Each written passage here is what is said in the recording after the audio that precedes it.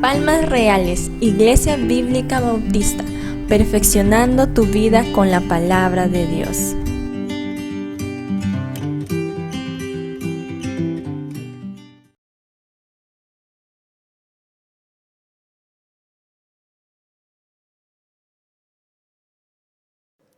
Capítulo 5 de Primera de Tesalonicenses, versículo 1, adelante. ¿Lo tienen? Amén, muy bien. Vamos a leerlo hasta el versículo 11. El texto de hoy es un poquito largo, así que vamos a leer de una vez, hermanos. Dice así la palabra del Señor. Pero acerca de los tiempos y de las ocasiones, no tenéis necesidad, hermanos, de que yo os escriba. Porque vosotros sabéis perfectamente que el día del Señor vendrá así como ladrón en la noche. Que cuando digan paz y seguridad, entonces vendrá sobre ellos destrucción repentina, como los dolores a la mujer encinta, y no escaparán. Mas vosotros, hermanos, no estáis en tinieblas, para que aquel día os sorprenda como ladrón. Porque todos vosotros sois hijos de luz e hijos del día. No somos de la noche ni de las tinieblas. Por tanto, no durmamos como los demás, sino velemos y seamos sobrios. Pues los que duermen de noche duermen, y los que se embriagan de noche se embriagan. Pero nosotros que somos del día, seamos sobrios, habiéndonos vestido de la coraza de fe y de amor, y con la esperanza de salvación como yelmo. Porque no nos ha puesto Dios para ira, sino para alcanzar salvación por medio de nuestro Señor Jesucristo, quien murió por nosotros, para que, ya sea que velemos o que durmamos, vivamos juntamente con Él. Por lo cual, animaos unos a otros y edificaos unos a otros, así como lo hacéis. Vamos a orar, hermanos, una vez más, por favor. Amado Dios, te damos gracias por este hermoso tiempo, último servicio de este día aquí en esta iglesia, y te pedimos que tú puedas hablar a nuestros corazones a través de tu palabra. Utiliza tu palabra, Señor, y que tu Espíritu pueda iluminar nuestra mente para poder comprender lo que Pablo quiere enseñarnos en esta carta sobre el día del Señor. En el nombre de Jesús oramos. Amén. Amén. En 1555 salió a la luz en Lyon, en Francia, un libro titulado Las profecías del señor Michael Nostradamus. ¿Ha escuchado sobre él? Nostradamus, seguramente su apellido suena más, ¿verdad? La obra estaba compuesta de 353 cuartetos, una obra muy grande, un poema muy grande. Ellos estaban escritos con términos muy enigmáticos, muy interesantes para aquellos tiempos. Pero ellos pretendían anunciar los sucesos del futuro máximo o próximo en Francia y sobre todo en toda Europa. Esas profecías eran muy conocidas porque eran espeluznantes, contenían temas como terremotos, contenían temas de sangre, destrucción, etcétera, etcétera. Incluso en la actualidad ya se han hecho muchas películas en referencia a esas grandes destrucciones de lo que venía. No sé si usted recordará que hace unos cuantos años, a partir del 2012, creo un poquito más atrás, se empezó a escuchar algunas supuestas profecías que Nostradamus había encontrado, o que había profetizado prácticamente, y que se cumplirían, y la gente estaba de miedo, estaba asustado. Los terremotos, lo que se viene y cualquier cosa. Y eso en la actualidad sembró mucho temor, mucho miedo, que hasta nuestros días de hoy se viene arrastrando un poco de eso. Hasta el día de hoy se viene arrastrando un poco de eso. La última vez que estuve enseñando con ustedes aquí en este servicio sobre el capítulo 4, versículo 13 al 18, estuvimos viendo cómo Pablo introduce el tema de los eventos futuros. Y aquel día estábamos viendo el primer punto, en donde Pablo se enfocaba con respecto a los creyentes. Los creyentes sencillamente iban a ser llevados, con Cristo, ¿verdad? Se acordará de la narración anterior. Y ahora Pablo va a empezar a tocar con el otro grupo, con respecto a los incrédulos. Así que hoy también nos corresponde estudiar lo que Pablo va a decir sobre estos incrédulos. Con respecto a los creyentes, mis hermanos, tanto muertos en Cristo, los que ya partieron a la presencia del Señor, o los que estamos vivos ahora, si el Señor viene pronto, seremos llevados al cielo para reunirnos con nuestro Salvador. ¿Cuántos dicen amén a eso? Amén. De repente no están seguros, por eso no dicen, ¿verdad? Amén, de repente no lo sé, pero le animo, mi hermano, para que esta verdad que hoy vamos a estar viendo sea muy anclada en su corazón en esta noche. Y mi amigo, mi amiga que nos estás visitando, ¿cuál de estos grupos tú crees que vas a estar o estás? ¿Creyentes que serán llevados con Dios, con Cristo? ¿O incrédulos que van a pasar mucho sufrimiento aquí en la tierra? ¿Qué crees? ¿En cuál de estos grupos tú crees que vas a estar? Y lo que Pablo quiere hacer en esta noche es aclararnos un poco sobre ese tema. Porque hay muchos creyentes que tienen miedo cuando se habla sobre los eventos futuros. A mí me da miedo leer Apocalipsis, dicen algunos. ¡Qué miedo! ¿Cómo será? Mucha sangre. Se lee destrucción, se lee acá y muchas cosas. ¡Qué miedo! Dicen las personas. Y obviamente esas narraciones que encontramos en la palabra de Dios son muy fuertes. En Apocalipsis encontramos destrucción, encontramos castigo, muerte, sangre, guerra, sufrimiento. Cosas completamente que llevan su nombre, apocalípticas. Y de eso nos habla. De hecho, mis hermanos, la destrucción que causó la Segunda Guerra Mundial es un juego de niños al lado de la narración de lo que va a pasar y que Apocalipsis ya nos está dando. Es un juego de niños de lo que va a pasar según la Segunda Guerra Mundial. Sin embargo, nosotros los creyentes no pasaremos por esto. Vamos a estar en el cielo. Nostradamus, en cierta manera, mencionó algo, pero él ni siquiera se acercaba a la verdad de lo que dice la palabra de Dios. Algunos comentan hasta, de repente se copió él de las profecías de la Biblia para asustar a la gente y para que pueda estar al pendiente de lo que obviamente el gobierno pueda hacer, impulsar y hacer esto. Y las personas puedan ser obedientes al sembrar el miedo por medio de los escritos de Nostradamus. Y Pablo le recuerda a estos hermanos de Tesalónica algo muy interesante, mis hermanos, que ellos saben lo que va a pasar. La iglesia de Tesalónica no estaban desconociendo todas estas enseñanzas que Pablo ya les había enseñado. Versículo 2 dice: porque vosotros sabéis perfectamente. Ustedes saben perfectamente las cosas que van a venir. Ya habíamos hablado que Pablo solamente estuvo 3 semanas en esta iglesia de Tesalónica, enseñándoles de día y noche. Y incluso Pablo estaba trabajando para sostener sus necesidades a sí mismo. Y allí es donde Pablo, con todo su amor, con todo el tiempo o poco que le quedaba, sobre todo, empezó a enseñar a estos creyentes sobre los eventos futuros. Nosotros hablábamos que en el seminario nos toma 2 semestres estudiar lo que son los eventos futuros. 2 semestres, 1 año prácticamente. Y esta iglesia solamente tuvo 3 semanas y Pablo les dice: ustedes saben perfectamente todas las cosas. Yo de hecho ni me acuerdo todo lo que el pastor me enseñó, pero con el estudio personal uno se va recordando, va aprendiendo mucho más. Y sobre todo, mis hermanos, en la página de YouTube de la iglesia, ahí ustedes pueden ver el curso sobre profecía, que está abierto completamente para que puedan estudiarlo y puedan repasar.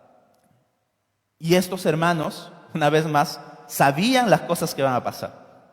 Y lo mismo, mis hermanos, en la actualidad, usted no debe de tener temor cuando hablamos sobre estos temas, si es un hijo de Dios. Si usted tiene dudas o temor, usted puede que desconozca las enseñanzas de la palabra de Dios. Porque cuando nosotros estudiamos o conocemos la palabra de Dios, ello nos trae paz, nos trae descanso, nos da entendimiento, sabiduría. Puede comprender usted la palabra del Señor. Y esta iglesia sabía muy bien las palabras que Pablo les había enseñado. Así que hoy quiero que veamos entonces con este tema que yo he titulado al sermón de esta noche, el día del Señor. El día del Señor. Primero, en el versículo 1 tenemos lo que Pablo nos presenta.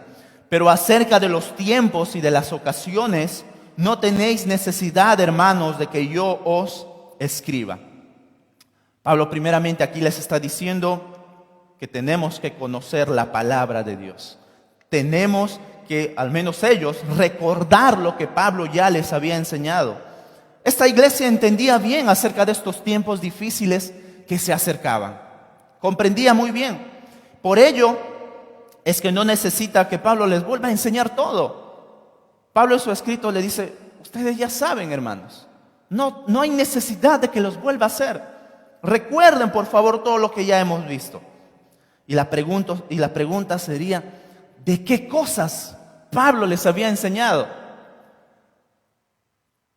¿Qué cosas es lo que Pablo les había enseñado? Y Pablo nos presenta sencillamente un resumen de todo lo que le enseñó a esta iglesia. Los tiempos y las ocasiones. Algunas traducciones lo traducen como las temporadas.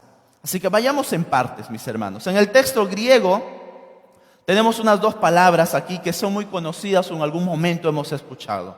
Cronos y kairos. La palabra cronos sencillamente hace referencia a un espacio de tiempo medible por el ser humano. Que usted y yo podemos medir por la hora, el día, las semanas, los meses, los años. Tenemos un calendario. Eso habla de cronos. Podemos medirlo. Es medible para el ser humano. Pero la palabra que Pablo usa a continuación es la palabra kairos. La palabra kairos hace referencia a tiempos determinados únicamente por Dios. Únicamente por Dios. Solo Él lo conoce y Él lo maneja. Y Él sabe en qué tiempo va a introducir algún evento que Él tenga en su agenda. Ese tiempo no es medible por nosotros. Es decir, son espacios o tiempos que están fuera de nuestra medición como seres humanos. No nos corresponde saber, no nos corresponde conocer esos tiempos. Solamente Dios lo establece. Así que si usted escucha a alguien decir, el día del Señor va a ser tal día, es un charlatán. Es un charlatán. Porque los tiempos de Dios, solamente Dios los conoce. Solamente Él los puede determinar en qué tiempo van a suceder ciertos eventos, como Él mismo lo establezca, mis hermanos. Él es el único que puede determinar el kairos de Dios. Hace referencia una vez más a un tiempo establecido únicamente por Dios. Y Pablo utiliza estas dos referencias. Acerca de los tiempos y de las ocasiones o de las temporadas, muchas veces usan algunos. Ustedes conocen estos dos tipos de tiempos en el cual Dios trabaja. Ustedes comprenden completamente. Y esta iglesia lo entendía. ¿Cuáles eran esas diferencias, mis hermanos? Ahora, si usted entiende lo que vamos a ver hoy en esta noche completamente, y es mi deseo el poder también hacerlo con ustedes, vamos a poder conocer lo que esta iglesia de Tesalónica al menos entendía en cierta parte. ¿Sí? Supuestamente las profecías de Nostradamus, aquellas supuestas fechas que él estaba hablando sobre la destrucción, sobre otras cosas, mis hermanos, cuando usted comprenda, todas esas cosas van a ser un chiste para usted. Porque usted ya va a conocer lo que dice la palabra de Dios. Va a conocer acerca de los tiempos, acerca de las temporadas o ocasiones del Señor. Y usted no va a ser movido por comentarios por aquí, comentarios por allá, supuestas fechas eventos que suceden, una y que otra cosa. Y pueden que se acerquen en muchas cosas a ciertas predicciones de lo que se acerca, pero el único que sabe todo eso es el Señor. Y si usted mismo, su fe está en Cristo, nada lo va a poder mover a usted, mi hermano, mi hermana. Nada, nadie lo va a poder mover. Y esto es lo que Pablo hace referencia cuando está diciendo sobre los tiempos y de las ocasiones. Y es aquí como conocemos el día del Señor. ¿Qué es el día del Señor, mis hermanos? ¿Qué es el día del Señor que Pablo introduce en el verso 2? Porque vosotros sabéis perfectamente que el día del Señor vendrá, así como ladrón en la noche. El día del Señor que Pablo está usando aquí no hace una referencia al cronos o a ese tiempo medible. Lo que Pablo está diciendo aquí que es un tiempo en el cual no le pertenece al ser humano saber. El día del Señor está puesto y establecido en el Kairos, en un tiempo establecido por Dios.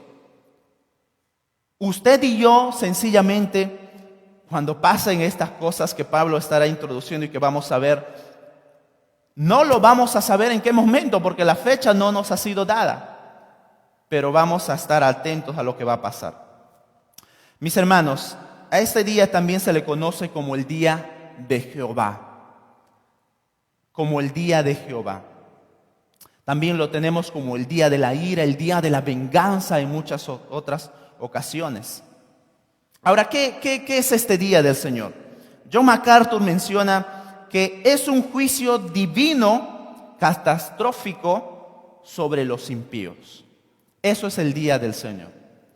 Día de Jesucristo es otra cosa, por favor. Día de Jesucristo hace referencia a los eventos del Señor Jesús cuando Él venga por su iglesia o también cuando habla acerca del milenio. Día del Señor Jesucristo es otra cosa, no vaya usted a mezclar. Día del Señor es un juicio divino catastrófico sobre los impíos. Y este evento será un tiempo en el que Dios va a derramar su furia sobre los malvados. ¿Furia? ¿El Señor va a derramar furia? Veamos lo que dice algunos pasajes. Se los voy a leer. Dice, en este texto se usa el día de la venganza en Isaías 34:8. Dice, porque es día de venganza de Jehová, año de retribución, de retribuciones en el pleito de Sión. Es día de venganza. Ahí en Isaías mismo 61:2 dice, a proclamar el año de la buena voluntad de Jehová y el día de venganza de Dios nuestro. Isaías 63:4 dice, los pisé con mi ira y los hollé con mi furor, y su sangre salpicó mis vestiduras y manché todas mis ropas, porque el día de venganza está en mi corazón. Y de repente aquí alguien se está preguntando, ¿que estas palabras lo dice Dios? ¿Que acaso Dios no es un Dios de amor? ¿No es un Dios de misericordia, Dios de gracia? Sí lo es. Pero también Dios es un Dios de venganza. También Dios es un Dios de ira. Dios sigue siendo ambas cosas en sí mismo, mi hermano. Y Dios, todo este día de la venganza o día del Señor, lo va a derramar en un tiempo establecido.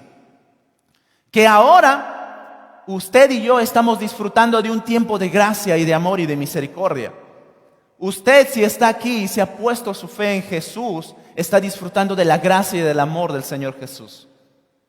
Hoy es día de gracia, hoy es día de salvación, pero va a llegar un día de venganza, en donde el hombre ya no tendrá más escapatoria. Donde el hombre, si no ha puesto su fe en Jesús, ya no tendrá más escapatoria. Hoy es el día de salvación. Hoy es el día en el cual Jesús mismo nos habla a nuestros corazones para venir ante Él. Así que usted de repente, así como yo, se está preguntando, ¿cuándo se dará este día del Señor? ¿Cuándo será? Bueno, la misma frase lo dice en Hechos capítulo 1:7. El Señor Jesús, hablando a sus apóstoles, sus discípulos, les dice, no os toca a vosotros saber los tiempos, y ahí se usa otra palabra, o los sazones que el Padre puso en su sola potestad. No nos incumbe saber a nosotros la fecha en cuándo va a pasar eso, como ya les mencioné hace un momento. No nos corresponde a nosotros saber esa fecha. Y además Pablo dice, ¿cómo se dará la llegada del día del Señor? Y eso es lo que vamos a estudiar en esta noche. ¿Cómo se va a dar esa llegada del día del Señor? Pablo, sencillamente en el verso 3, empieza a hablar que cuando digan paz y seguridad, entonces vendrá sobre ellos destrucción repentina, como los dolores a la mujer encinta, y no escaparán. Mas vosotros, hermanos, no estáis en tinieblas para que aquel día os sorprenda como a ladrón. Ese día va a llegar como un ladrón en la noche. Nadie sabe. Lo que Pablo está diciendo aquí, haciendo es una ilustración. Un ladrón cuando llega, uno no se lo espera, ¿verdad? Viene y cae de sorpresa. Viene y te lleva las cosas. Nadie lo sabe cuando viene. Nadie te dice, mañana te vengo a robar. Mañana te vengo a vaciar tu casa. El ladrón no hace eso. Y de repente usted está caminando en la calle, mañana te toca. Mañana regresa sin celular a tu casa. Nadie sabe cuándo va a suceder eso. Y Pablo está diciendo, como un ladrón en la noche, con mucho sigilo, cuando nadie se lo espera. Así va a venir ese día. Este evento, sencillamente, mis hermanos, es un tiempo en el cual el mundo no se dará cuenta. No se dará cuenta para nada, ni de la llegada, ni de su inicio. Porque ahí es donde conocemos como la destrucción que empieza en esta época o en este día del Señor. La destrucción se dará de una manera que las personas creerán que están en tiempo de paz, en tiempo de seguridad, que todo ahora ha vuelto a la normalidad. Se acabaron las guerras. Nunca más va a haber guerra, paz, tranquilidad en el mundo. Se termina la pandemia. ¿Cuántos quieren que se acabe la pandemia? Y ahí va a venir quizás el día del Señor. Cuando todos crean que todo está normal. La paz, la tranquilidad, seguridad en todo sentido. Económico, social, en temas bélicos. Mis hermanos, en esos tiempos es donde seguramente, y como acá la palabra de Dios nos dice, se estará dando inicio a este día del Señor. Sin embargo, la destrucción va a ser inevitable. No podrán escapar. No se posterga. Y Pablo mismo usa ese término en el versículo 3. Como los dolores de la mujer encinta, y no escapará. Los dolores de una mujer encinta son inevitables, ¿verdad? Cuando ya viene el parto. Inevitable, no puedes escapar, no puedes decir que ese día del parto todo va a ser normal y tranquilidad, para nada. No podrás escapar de ese día del Señor, así como los dolores de parto. No vas a poder escapar de ellos si tú no has puesto tu fe en Jesucristo. El sufrimiento que va a pasar la tierra, para aquellos sobre todo que no se arrepienten de sus pecados, mis hermanos y amigos sobre todo, va a ser muy serio y va a ser muy triste. Triste porque no han puesto su fe en Jesucristo. Pablo nos presenta estos dos aspectos de este día. Uno es para el que no es creyente y otro que sí es para el creyente. Para el creyente, sencillamente tiene seguridad eterna. Seguridad eterna. Oiga lo que dice Pablo en el versículo 4. Mas vosotros, hermanos, ustedes, iglesia, no estáis en tinieblas, para que aquel día os sorprenda como ladrón. Ustedes, iglesia, tranquilos. Ustedes no están en tinieblas. 5. Porque todos vosotros sois hijos de luz e hijos del día. No somos de la noche ni de las tinieblas. Por tanto, no durmamos como los demás, sino velemos y seamos sobrios. No duerman, por favor, hermanos. Ahorita tampoco, no duerman. Pero en la vida espiritual tampoco usted se duerma. Sencillamente en este día del Señor usted ya no estará. Los creyentes en Cristo estaremos en el evento que Pablo menciona en el capítulo 4, del 13 al 18. Seremos arrebatados con el Señor. Y Pablo les recuerda, nosotros no estaremos, nosotros no somos de las tinieblas, nosotros no debemos de preocuparnos para ese día. Ya estaremos arriba con nuestro Señor, disfrutando de esas hermosas bendiciones espirituales. Disfrutando de esas hermosas bendiciones. Los que son hijos de Dios, sencillamente no están en tinieblas, ya no pertenecen a la oscuridad. Ya no pertenecen a la oscuridad. ¿Qué tiene que ver aquí la oscuridad? ¿Qué tiene que ver aquí la noche que Pablo hace en estos versículos mención? Habla de tinieblas, habla de luz, habla de día. Hace referencia a estos dos grupos de personas. Aquellos que son luz o hijos de luz e hijos del día. Aquellos somos nosotros. El primer grupo son los creyentes, los que han puesto su fe en Cristo Jesús. Y ahí tenemos algunos pasajes muy hermosos. Juan 8:12. Una vez más Jesús se dirigió a la gente y les dijo: yo soy la luz del mundo. El que me sigue no andará en tinieblas, sino que tendrá la luz de la vida. Tendrá la luz de la vida. Nosotros somos esos hijos de luz. Otro pasaje, 1 de Pedro 2:9, muy conocido. Pero vosotros sois linaje escogido, real sacerdocio, nación santa, pueblo adquirido para posesión de Dios, a fin de que anunciéis las virtudes de aquel que os llamó de las tinieblas a su luz admirable. Esos somos nosotros. Esos somos nosotros, hijos de luz, hijos del día e hijos de Jesucristo.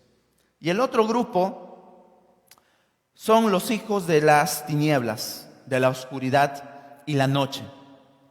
Aquellos que no han puesto su fe en Jesús, que no son hijos de Dios, sino que son hijos del diablo.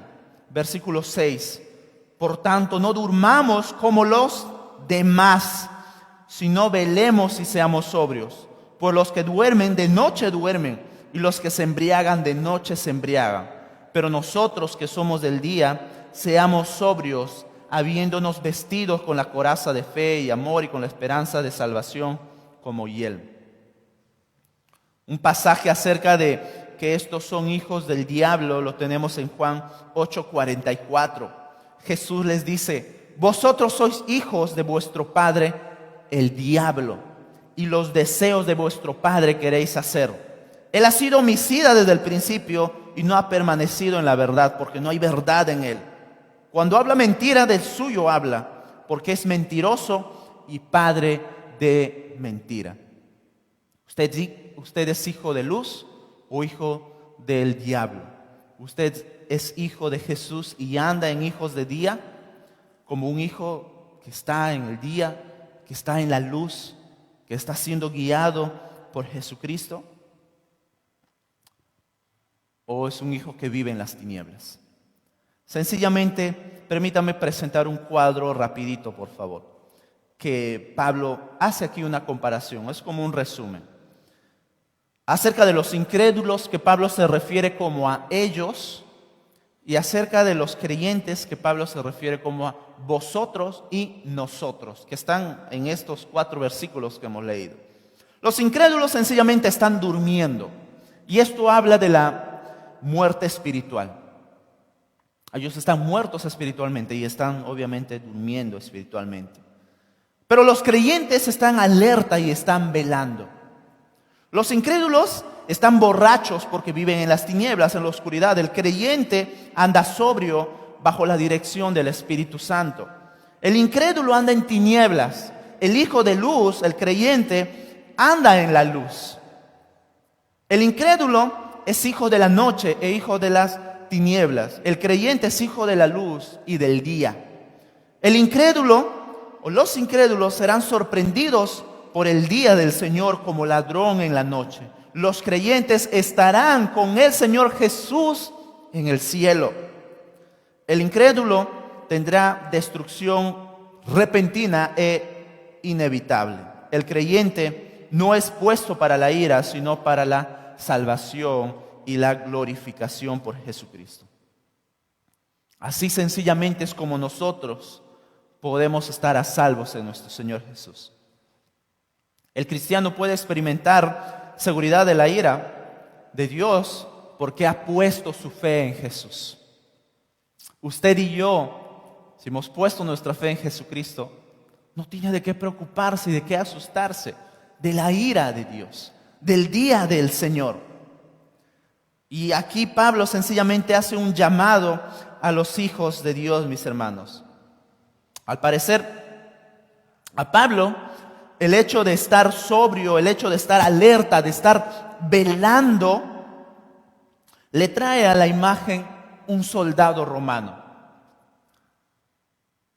Aquel soldado romano que está alerta, que está al pendiente y sobre todo que está en atención, está firmes, esperando obviamente la orden de su Señor. Y Pablo introduce aquí dos términos: la coraza y el yelmo. Pablo dice la coraza de la fe y el amor. La fe y el amor son la coraza. La coraza, mis hermanos, equivale en la actualidad a lo que hoy llamamos como un chaleco antibalas. ¿Usted ha visto un chaleco antibalas? De repente algunos han usado, no lo sé. Pero si usted ha visto un chaleco antibalas, usted entiende que ese chaleco protege las partes vitales del cuerpo humano, ¿verdad? Para que no vaya a caer un tiro en tu cuerpo y sobre todo en alguna parte importante. ¿Y qué es ahí? El yelmo te protege de eso. El yelmo te guarda de eso. Y Pablo le dice de esa manera, en el versículo 8, somos del día, seamos sobrios, habiéndonos vestidos con la coraza de fe y amor, les dice Pablo. Y con la esperanza de salvación como yelmo. El yelmo hace referencia a la esperanza de la salvación. Y un yelmo es lo que protege la cabeza. Es un casco.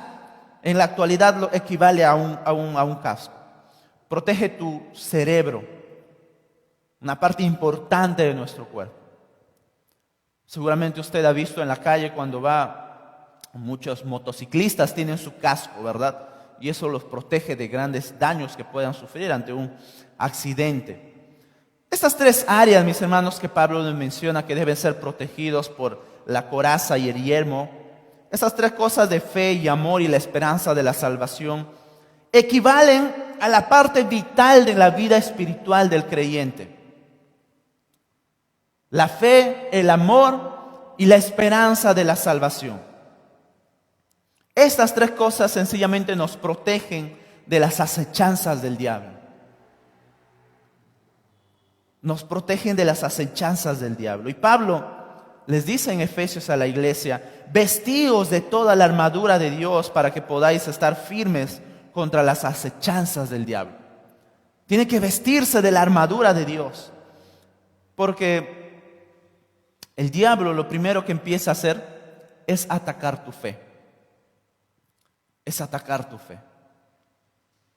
Si no te vistes de la armadura de Dios, el diablo empieza a atacar tu fe, haciéndote dudar de Dios. Que de repente yo no soy salvo, no soy salva, y por eso me comporto tal como soy. De repente, no sé, de repente Dios a mí no me ama. De repente Dios no está conmigo. De repente yo no soy salvo. De repente yo no soy hijo de Dios. Y el diablo empieza a atacarte eso primero, tu fe. Seguidamente empieza a atacar el amor hacia Dios. El amor que deberías de tener para con Él. Porque va enfriando tu devoción y tu pasión por Dios. Ya no quieres servir, ya no quieres ir a la iglesia, Ya no quieres seguir el consejo de tus líderes, ya no quieres seguir ni siquiera escuchando la palabra de Dios, ya no quieres ni siquiera escuchar ahora alabanzas a Dios, alabanzas cristianas, sino que empiezas a hacer otras cosas y tu amor por Dios va desapareciendo. La fe y el amor, descuidados, completamente se han perdido, y lo último que empieza a atacar Satanás es nuestra esperanza de salvación. Se congela y se paraliza. Y ahí viene esa gran duda. Creo que no soy salvo. No soy hijo de Dios. Producto de no haberte puesto la armadura de Dios, con la coraza. Y Pablo les dice acá, vístanse, estén preparados. Porque Satanás lo que quiere es eso, mi hermano, mi hermana, mi amigo. Satanás quiere destruir tu vida. Eso no es algo nuevo. Joven, señorita, Satanás quiere destruirte, quiere apartarte de Dios. Quiere sembrar en tu cabeza, sí, primeramente, de repente la iglesia es aburrida. No me gusta el hermano Jonathan como enseña. No me gusta cómo cantan en la iglesia. No me gusta acá cómo hacen en la iglesia. No, mejor no voy a la iglesia. Mejor empiezo a salir con mis amigos que no van a la iglesia y empiezo a hacer esto. Poco a poco empiezas a asistir a fiestas. Poco a poco en tu mente se va sembrando ideas de que no, creo que no soy cristiano. ¿Para qué voy a ir a la iglesia? Voy a hacer esto, mis amigos hacen esto, hacen el otro. Y eso es producto que has dejado una puerta abierta en tu corazón, en tu vida, en tu mente, para que Satanás empiece a atacarte, destruirte. Igualmente a los matrimonios. Atacar tu matrimonio, destruir tu familia, destruir tu hogar. Eso es lo que quiere hacer Satanás. Y por último, tu esperanza de la salvación se congela y te paraliza y terminas alejándote de Dios. Es de repente cuando usted se pone alguna meta de hacer algo, como de estudiar. Su meta final es la graduación, ¿verdad? Quiero terminar mis estudios para ser un profesional, mi graduación. Pero si pierdes de vista primeramente ello, mi hermano, empiezas primero a sacar malas notas, empiezas a no hacer las tareas, no asistes a clases, simplemente te enfrías, simplemente te paralizas y a la última te alejas. No quiero nada. Cuando pierdes la esperanza o cuando pierdes tu meta final. De esa misma manera en el creyente. Si pierdes la esperanza de tu salvación, lo demás prácticamente es presa fácil para Satanás. Si descuidamos la armadura de Dios, usted y yo vamos a ser presa fácil para Satanás. Vamos a ser presa fácil para Satanás. Y aquí es lo que Pablo ahora viene a darnos a nosotros también, es la exhortación, el ánimo como creyentes. Versículo 9 al 11. Porque no nos ha puesto Dios para ira, sino para alcanzar salvación por medio de nuestro Señor Jesucristo, quien murió por nosotros, para que ya sea que velemos o que durmamos, vivamos juntamente con Él. Por lo cual, animaos unos a otros y edificaos unos a otros, así como lo hacéis. Y aquí viene como lo que yo considero la estaca final o el ancla para nuestra fe para esta noche. El Hijo de Dios es puesto para salvación por únicamente su fe en Jesucristo. Usted, mi hermano, mi amigo que nos visita, si ponemos nuestra fe en Dios, usted y yo, ya sea que estemos en alerta, es decir, estemos velando o quizás estemos durmiendo, como Pablo hacía mención en el texto anterior, muertos, porque Pablo utiliza un eufemismo acerca de la muerte. Ya estemos velando o durmiendo, estamos vivos en Él. Estamos vivos con Cristo. Estamos vivos con Cristo. Mis hermanos, el creyente vive sencillamente en dos estados, vamos a ponerlo así. En lo espiritual, estamos viviendo con Cristo, ¿verdad? Tenemos una relación con Él. En la carne, es decir, en lo físico, vivos o muertos, pertenecemos a Dios. ¿Qué quiere decir esto? No hay pierde. Usted no pierde nada si ha puesto su fe en Jesucristo. Si está espiritual, quizás ahora tenemos una comunión eterna con Cristo y de repente ya no estemos aquí o quizás sigamos aquí con vida, pertenecemos a Cristo. Usted no tiene nada que perder si ha puesto su fe en Jesucristo. Eso es lo que Pablo nos quiere decir en esta noche. Porque esa gran verdad se hace realidad, como dice en el verso 10. Quien murió por nosotros, para que ya sea que velemos o que durmamos, vivamos juntamente con Él. ¿Se da cuenta? Usted no tiene pierde. Usted no tiene alguna pérdida al siquiera morir y dejar de vivir aquí en este lugar, en esta tierra. Usted se va con Cristo. Y cuando Cristo venga, usted le resucitará primero, aunque ya estará morando con Él. Así que lo que quiero hacer ahora para ir terminando, mis hermanos, es animarlos también a ustedes. Mi hermano, mi hermana, ¿cómo estás viviendo tu vida cristiana? ¿Cómo estás viviendo tu vida cristiana? ¿Estás en alerta? ¿Estás a la espera de tu Señor? Lo que Pablo quiere hacer en este texto no es mostrarnos los grandes misterios de la venida de Cristo y de la ira del Señor de ese día. Pablo nos dice lo necesario, no para que usted se llene de conocimiento, y el conocimiento no es malo, para que usted viva conforme a la venida de su Señor que está cerca. Y le animo para que pueda meterse a cursos de escatología bíblica. Le animo para que pueda meterse al curso que está en YouTube, dirigido por nuestro pastor. Pero eso nos debe llevar a vivir cada día a la espera de nuestro Señor Jesucristo, no a llenarnos de conocimiento. ¿Cómo está viviendo usted con esa verdad? El día del Señor se acerca, el día de la venganza, el día de la ira, el día de Jehová, el día del Señor se acerca. Aunque usted no estará allí, porque considero que ha puesto su fe en Jesucristo, usted está alerta y a la espera. Este mundo le va a dar falsa tranquilidad, porque de repente, ya quiero que vuelva a la normalidad todo. Yo sé que todos deseamos eso. Pero la venida del Señor está cerca, mi hermano, mi hermana. Le animo a vivir una vida como corresponde a un hijo de luz. Como puse hace unas semanas un ejemplo. ¿Qué hace usted cuando se entera que viene un familiar a visitarlo? Empieza a arreglar la casa, ¿verdad?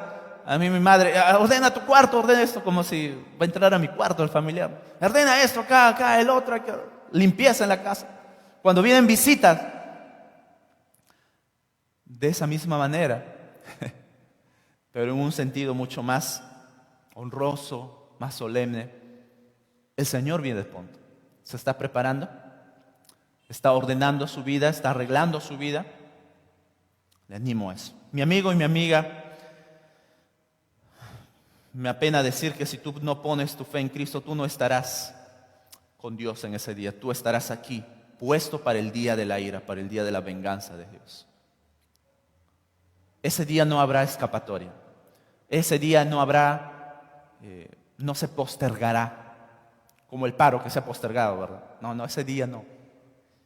La próxima semana viene el día del Señor. No, ese día se va a dar sí o sí. Va a ser inevitable.